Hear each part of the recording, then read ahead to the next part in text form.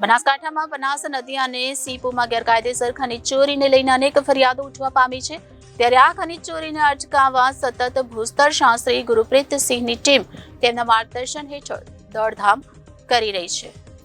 બનાસકાંઠા ભૂસ્તર અને એસઓજી પોલીસે ખનીજ ચોરીનું ઓપરેશન પાર પાડ્યું। ત્યારે બનાસકાંઠા ભૂસ્તર શાસ્ત્રી ગુરપ્રીતસિંહની ટીમ અને બનાસકાંઠા જિલ્લા પોલીસ વડા અક્ષયરાજ મકવાણાની સૂચનાથી એસઓજીની ટીમ બંને સંયુક્ત ઓપરેશન હાથ ધરી કાંકરેજના દુધાસણ પાસે નદીના પટમાં ચેકિંગ હાથ ધરતા 3 હિટાચી મશીન જે લીઝ વિસ્તારમાં બહારથી સાદી રેતીનું ખોદકામ કરી ખનીજ ચોરી કરી રહ્યા હતા અને જે સાદી રેતી ભરવા આવેલા 12 ડમ્પર જેમાંથી એક ડમ્પરમાં સાદી રેતી પાસ પરમિટ વગર ભરેલી મળી આવી, જ્યારે 11 ડમ્પર ખાલી મળી આવ્યું। જે બાબતે ભૂસ્તર વિભાગે પોલીસને સાથે રાખી તપાસ કરી તમામ 12 ડમ્પરને કબજે કરી શિહોરી પોલીસ મથકે મૂકવામાં આવ્યા છે, જ્યારે 3 હિટાચી મશીન કબજે કરી લીઝ વિસ્તારમાં સીઝ કરવામાં આવ્યા છે।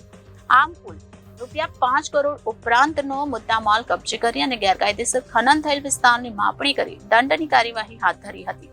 જોકે બનાસકાંઠા ભૂસ્તર શાસ્ત્રીની લાલ આંખના કારણે ખનીજ ચોરોમાં ફફડાટ ફેલાઈ જવા પામ્યો હતો। ખનીજ ચોરીને નાથવા ભૂસ્તર શાસ્ત્રીની લાલ આંખ કરી છે। ત્યારે બનાસકાંઠા જિલ્લાના થરાદ વાવ પંથકમાં મોટા પાયે ખનીજ ચોરીનું નેટવર્ક ચાલી રહ્યું છે અને હજુ પણ વોટ્સએપ મેસેજ ચાલુ છે। ખનીજ વિભાગ અધિકારીઓની જાસૂસી કરવા આવી રહી છે।